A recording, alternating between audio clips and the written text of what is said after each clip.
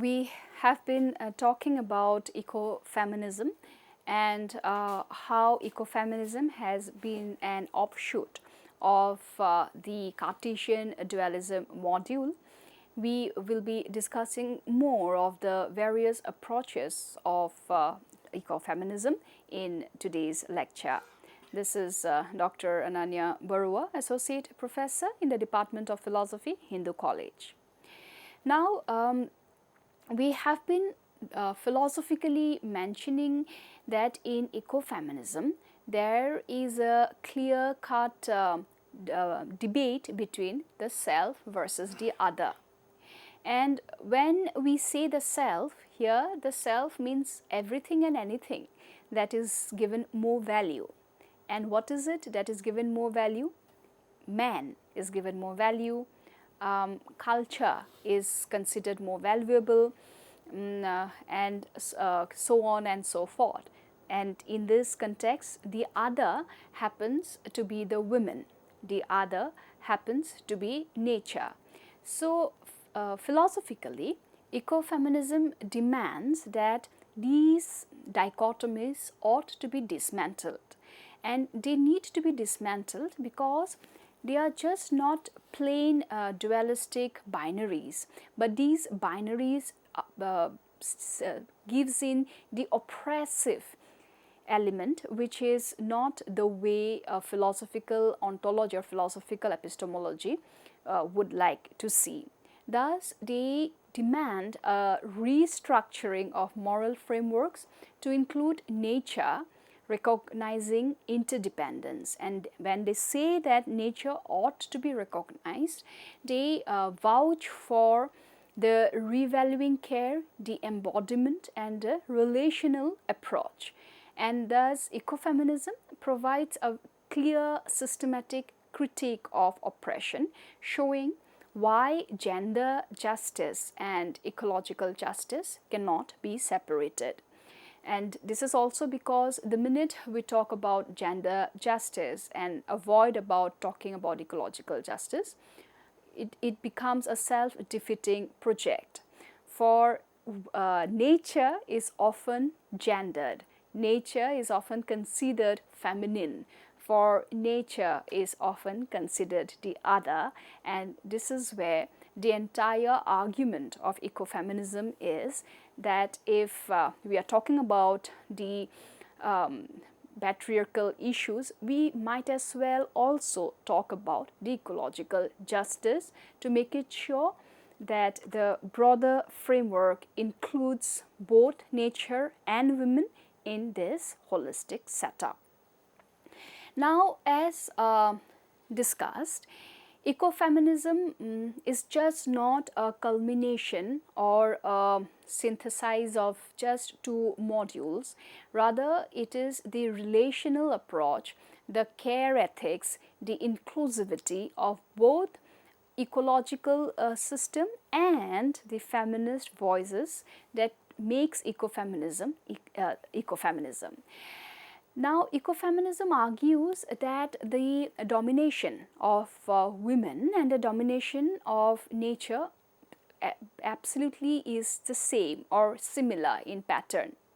When one investigates, one notices that the way a woman is being misused or rather abused by man, similarly nature in the name or rather in the garb of progress is being misused or rather abused by industrialization, by capitalization, and as such man or industrialization is considered the other here.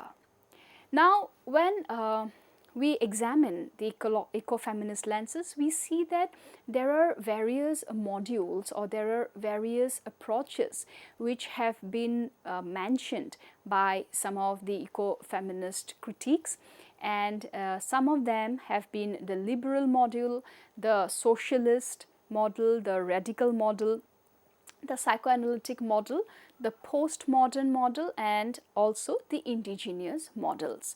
These models claim to offer tools to reconstruct a more holistic and balanced human nature relationship. We had already discussed about the liberal feminism module.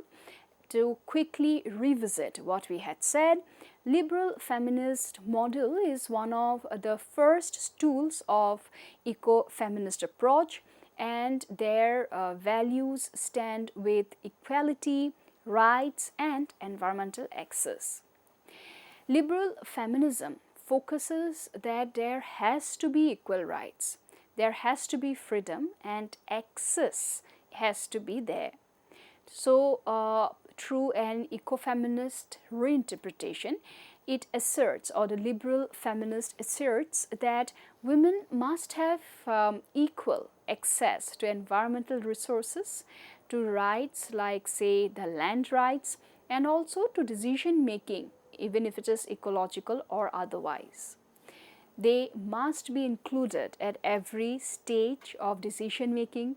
They have to have the rights in all their possible ways, and then only they claim that environmental degradation, which has been disproportionately affecting women, especially in rural and agrarian societies, would be minimized. Thus, they also vouch for certain policies which must, without any fail, include or incorporate the gender sensitive frameworks. We must also take a moment here and understand that the liberal feminists, by their insistence of promoting such inclusion, they also talks about legal reforms and equal participation in environmental governance. Liberal feminism ensures that ecological decisions are more democratic and socially just, and this is the only way out, as they claim, that would lead to a better environmental outcome, not otherwise. Further, the second model is the Marxist or the socialist feminism model. Now, this model is a criticism of capitalism and resource exploitation. Let us understand what is this model. The Marxist feminists argue that capitalism exploits both women's labor and nature's resources. Ecofeminists' interpretation highlights that capitalism treats nature as a commodity and women as unpaid labor. The profit logic drives environmental destruction. So, this is very clear as to how, for the socialist feminism, man and capitalism or industrialization as seen as the oppressor over women and nature. So, as much as man misuses or abuses women, they also see how capitalism or industrialization abuses nature, where nature is taken just as a means, not as an end, just like women are taken as unpaid labor, just as a means and not as an end. And this they consider as the profit logic, which leads to not only the destruction of women's health, mental, emotional or otherwise, but also it leads to the destruction of environmental health. So, by critiquing the economic systems that exploit both women on one hand, nature on the other, by both man and industrialization, the Marxist socialist feminism supports or calls out for sustainable economies, number one. Number two, they talk about community-based resource management. Number three, redistribution of ecological resources.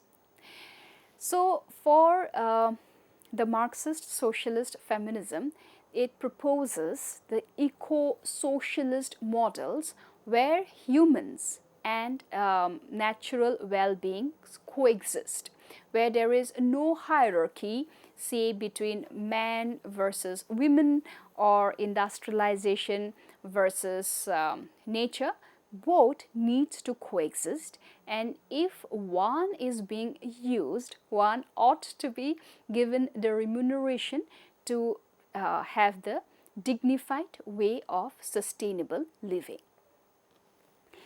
The third model or the third approach towards ecofeminism is the radical feminism. And in radical feminism, they are very clear that patriarchy, dualism, and the logic of domination ought to be reconceived or reconsidered. Radical feminism critiques patriarchy as a system of power that values domination. Ecofeminism extends this critique. Patriarchy, they say, creates dualisms such as man versus women, culture versus nature, reason versus emotion, and so on and so forth. These dualisms or these hierarchies justify in a way both women's oppression and nature's exploitation.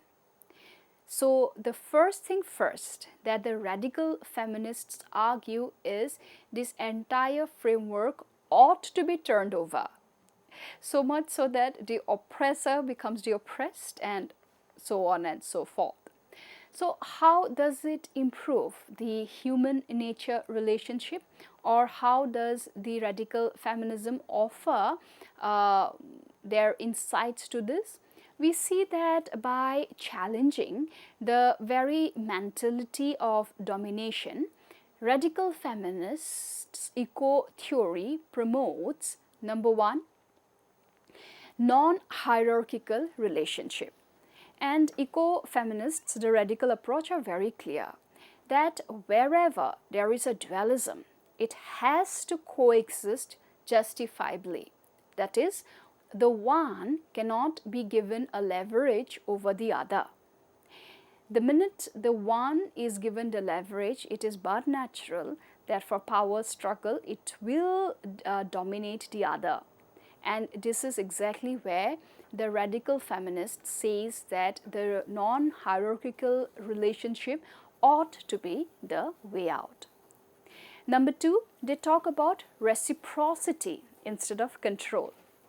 Now, the entire misuse or abuse of exploitation of nature or of women is the idea of control or the idea of ownership, that I own you, or I am the lord of you. That nomenclature or that philosophy ought to change. So they say that by making it reciprocal. And what is reciprocal? Reciprocal is the idea where it is not just from one side, where it is not from just one end. There has to be give and take, receive and take. It cannot be just giving all the time, or abusing all the time. Both man and has to be sensitized that they too ought to give the other, who is the woman, the central role. They cannot be central all the time. That is point number two. Point number three is respect for all forms of life. Now, when they say respect for all forms of life, it is respect, and along with respect comes reverence. And what is respect and reverence? That the minute I respect the other as me, this idea of ownership will break. For I can only own something or someone when I consider myself as higher or superior over the other, or I consider myself as the lord and the other as the slave. So the idea of respect and reverence is of primordial importance when we talk about the third approach of ecofeminist eco-theory. And they say that only when we respect, only when we revere the other, will we see the other in us. And that is important for us to stop from considering women or nature as the other from the perspective of men or industrialization. So this leads to a philosophical reorientation towards harmony with nature. And unless there is a reorientation, unless there is harmony with nature, unless we see women as equal partners, it is difficult to continue this methodology. Thus, ecofeminist approach is very clear with their model of the radical feminist approach. The entire module where only one side is given significance, the other side had been ignored, the reverse has to happen. And so much so that the other not only ought to be brought to the center, but also to understand that the one who was dominating also has a role to play.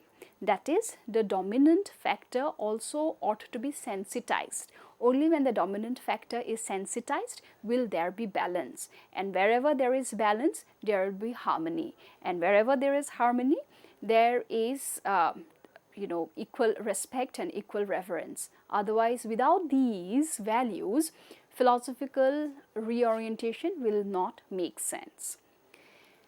Going ahead, we have the psychoanalytic model of feminism, and here this very term psychoanalytic, it talks about the intellectual model, which is to do with care. It is to do with emotion and also to do with embodiment. Now, psychoanalytic feminism, as compared to the other feminism, explores the symbolic meanings of femininity, emotion, and the body. Ecofeminism uses this to argue women's expressions of nurturing, caring, and embodiment, which are ecologically attuned practices. Modern society undervalues these feminine qualities, privileging domination and abstraction. So, what is a better part about psychoanalytic feminism is they retain the care value, they retain the emotion touch and the embodied touch. And when they say the care value here, they are clear that to talk about equality or to bring the other to the center, one need not turn to be the other. That is, if I am talking about equality between man versus women, the women need not be man-like. The women can and should retain the caring nature, the nurturing nature. She should retain the emotion and not consider being emotional and not being rational as binaries, but she must understand that she can have her emotions in place, she can have the nurturing, caring attitude, and also she can be embodiment, and embodiment is in contrast to body as a subject. Now, what do we understand by these? When we talk about embodiment, embodiment is taking say women not just as a gendered perspective, but embodiment is over and above just a bodily sentiment. Embodiment here, it talks about the values that she comes from, the books that she has read, the culture, the ethos, the principles that she holds on to. So the entire identity that makes her her and not just a physical body is where psychoanalytic feminism comes to. And psychoanalytic feminism explores that until and unless all these very sensitive and analytical or intellectual or emotional features of femininity are not discussed, we will be somewhere losing the game, for it is no point to make women more masculine, but one can and should retain her femininity and yet be talking about ecological justice or talking about ecologically attuned practices. So the only submission that the psychoanalytic feminism gives or shares is that modern society, in the garb of progress, in the garb of going ahead, should never undervalue the feminine qualities which are important also to thrive, and they should not undervalue the privileging domination and abstraction. So, how does it improve the human nature relationship?